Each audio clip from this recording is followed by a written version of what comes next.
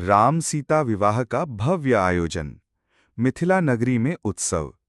मिथिला नगरी आज स्वर्ग से भी सुंदर सजी थी। गलियों में आम्र पल्लव और पुष्पों के तोरण लटके थे। घर घर दीपक जल रहे थे। गली कूचों में वाद्य बज रहे थे और स्त्रियां मंगल गीत गा रही थीं। राजा जनक ने आज्ञा दी थी कि इस अवसर को अमर बना दिया जाए, क्योंकि उनकी पुत्री सीता जगत के पालनहार श्री राम के साथ विवाह बंधन में बंधने जा रही थीं। जनक का संदेश। जनक ने अपने दूतों को अयोध्या भेजकर दशरथ महाराज को विवाह का निमंत्रण दिया। संदेश पाकर अयोध्या में हर्ष छा गया। राजा दशरथ ने तुरंत अपने चारों पुत्रों और परिवारजनों के साथ मिथिला जाने का निश्चय किया। पूरी अयोध्या विवाह समारोह की तैयारियों में जुट गई। अयोध्या से प्रस्थान। दशरथ अपने मंत्रियों, महारथियों और सेनाओं के साथ भव्य यात्रा पर निकले। हाथियों पर राज चिन्ह लगे थे। रथों पर सुनहरी सजावट थी। घोड़ों की टापों से धरती गूंज रही थी। चारों राजकुमार राम, लक्ष्मण, भरत और शत्रुघ्न अपने अपने रथों पर सवार होकर मिथिला की ओर चले। मार्ग में नागरिकों ने उनका अभिनंदन किया और पुष्प वर्षा की। राम सीता का मिलन। मिथिला पहुंचने पर जनक और दशरथ का भव्य स्वागत हुआ। दोनों राजाओं ने एक दूसरे को गले लगाकर प्रसन्नता व्यक्त की। सीता और राम की पहली झलक को देखकर उपस्थित स्त्रियां भाव विभोर हो गईं। किसी ने कहा, क्या ही सुंदर जोड़ी है, स्वयं विष्णु और लक्ष्मी पृथ्वी पर अवतरित हुए हैं। ओम। विवाह की तैयारी। ऋषि विश्वामित्र, वशिष्ठ और अन्य मुनियों ने शुभ मुहूर्त निकालकर विवाह संस्कार की विधि बताई। वेद मंत्रों की गूंज के साथ मंडप सजाया गया। चारों ओर पुष्पों की वर्षा हो रही थी। मंडप के बीच एक भव्य वेदी बनाई गई, जिस पर अग्नि प्रज्वलित की गई। वहां जनक ने सीता को लेकर प्रवेश किया। प्यार। कन्यादान का क्षण। जनक ने सीता का हाथ पकड़कर राम के हाथों में रखा और बोले, वत्सनाम, ये मेरी पुत्री सीता है। आज से मैं इसे तुम्हें समर्पित करता हूं। इसे सदा अपनी अर्धांगिनी मानकर धर्म, अर्थ, काम और मोक्ष चारों पुरुषार्थों की साधना में सहभागी बनाना। सभा में उपस्थित सभी लोग इस पावन दृश्य को देखकर भाव विभोर हो गए। स्वयं देवता आकाश से पुष्प वर्षा करने लगे। ओम। सप्तपदी और फेरे। राम और सीता अग्नि के चारों ओर 7 फेरे लेने लगे। वेद मंत्र गूंज रहे थे। प्रत्येक फेरे के साथ दोनों ने एक दूसरे के प्रति निष्ठा, स्नेह और धर्म पालन का व्रत लिया। सीता ने दृढ़ता स्वर में प्रतिज्ञा की, मैं जीवन पर्यंत आपके साथ रहूंगी, आपके सुख दुख में सहभागी बनूंगी। राम ने भी उत्तर दिया, तुम मेरे प्राणों से भी प्रिय हो, सदा तुम्हारी रक्षा करूंगा। प्यार। अन्य विवाह। राम सीता के साथ साथ लक्ष्मण का विवाह उर्मिला से, भरत का विवाह मांडवी से और शत्रुघ्न का विवाह श्रुति कीर्ति से संपन्न हुआ। जनक की चारों पुत्रियां अब अयोध्या के चारों राजकुमारों की अर्धांगिनी बन गईं। नतर। उत्सव और आनंद।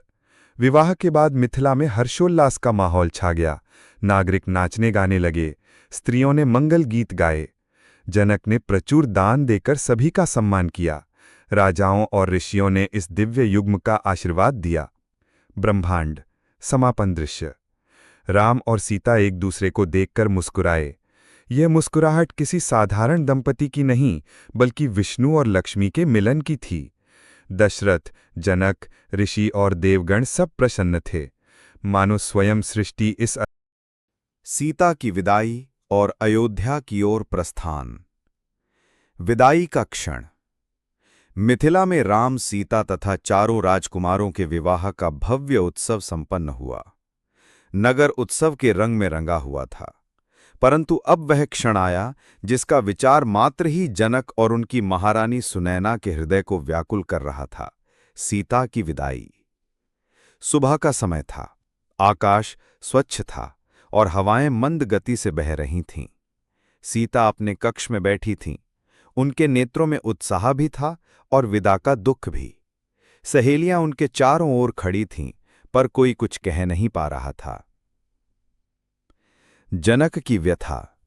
राजा जनक ने दरबार में आकर कहा, मित्र दशरथ, आज मेरी पुत्रियां तुम्हारे घर जा रही हैं। सीता सहित चारों कन्याएं अब अयोध्या की शोभा बढ़ाएंगी, परंतु पिता का हृदय आज भारी है। पुत्री का विदा करना कितना कठिन है, ये केवल वही जान सकता है जो इस क्षण से गुजरता है। यह सुनकर दशरथ ने जनक का हाथ पकड़कर कहा, महाराज निश्चिंत रहिए, ये कन्याएं अब हमारी पुत्र वधुएं ही नहीं, हमारे परिवार का अभिन्न अंग हैं। हम इन्हें सदा अपनी पुत्रियों की भांति मान देंगे। सुनैना और सीता। माता सुनैना ने सीता को गले से लगाकर अश्रुपूरित नेत्रों से कहा, बेटी, अब तुम्हारा जीवन एक नए अध्याय में प्रवेश कर रहा है। अपने पति राम का सदा सम्मान करना, उनके सुख दुख में सहभागी बनना, और जो मर्यादा तुम्हें यहां मिली है उससे भी ऊंची मर्यादा अयोध्या में स्थापित करना।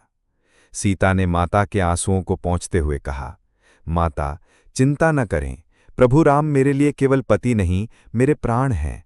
मैं सदा उनका अनुसरण करूंगी और आपके कुल का गौरव बनाए रखूंगी। ऋषियों का आशीर्वाद। ऋषि वशिष्ठ, विश्वामित्र और अन्य मुनियों ने विवाह के पश्चात विदाई की विधि कराई। उन्होंने मंगल मंत्रों के साथ कन्याओं को आशीर्वाद दिया। ऋषि विश्वामित्र बोले, राम और सीता का मिलन इस पृथ्वी पर धर्म और प्रेम का आदर्श बनेगा। आज से इनका जीवन लोक कल्याण का मार्ग प्रशस्त करेगा। विदाई गीत। मिथिला की स्त्रियां विदाई गीत गाने लगीं। गीत के शब्द थे, विदा होरी लाडली जाओ ससुराल पिया संग। उनके स्वर में मिठास भी थी और दर्द भी। नगर की सड़कों पर नागरिक पुष्प वर्षा कर रहे थे, पर उनके नेत्र नम थे। अयोध्या की ओर प्रस्थान। भव्य रथ सजाए गए। राम सीता के लिए एक स्वर्णिम रथ था।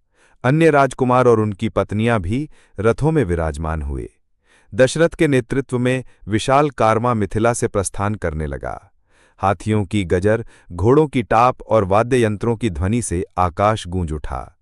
राजा जनक और महारानी सुनैना ने अपनी पुत्रियों को रथों में बैठते देखा। उनकी आंखें भर आईं, परंतु मन में संतोष भी था कि वे ऐसे कुल में जा रही हैं जहां धर्म और मर्यादा सर्वोच्च है।